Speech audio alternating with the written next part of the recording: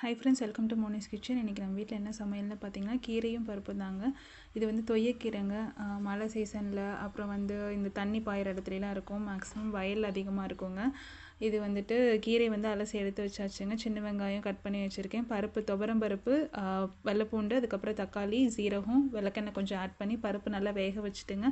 அதுக்கப்புறம் நம்ம அலசி வச்சுருக்க கீரை வந்து ஆட் பண்ணி நம்ம தாளித்து விட்டுட்டோம். கீரை குழம்பு வந்து ரெடி ஆகிடுங்க. சைட் பை சைடாக பால் கலர் பால் பீச்சி கொடுத்துட்டு போனார். பால் காய வச்சுட்டு பருப்பு வெந்துருச்சுங்க. இப்போ கீரையை கழுவி வச்சுருக்க கீரையை ஆட் பண்ணிவிட்டு இதுக்கு வந்துட்டு சைடில் அதுக்குள்ளே நம்ம வந்து எண்ணெய் ஊற்றி கடுகு, சீரகம், அப்புறம் கட் பண்ணி வச்சுருக்க சின்ன வெங்காயம், வரமிளகா, கருவேப்பிலை, கொஞ்சம் உப்பு போட்டு நல்லா வதக்கி விட்டுட்டுங்க.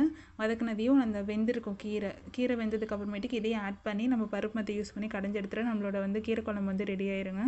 ட்ரை பண்ணி பாருங்கள். என்னோடய வீடியோஸில் பிடிச்சிருந்தா மோனிஸ் கிச்சன் வந்து சப்ஸ்கிரைப் பண்ணிக்கோங்க. தேங்க்யூ.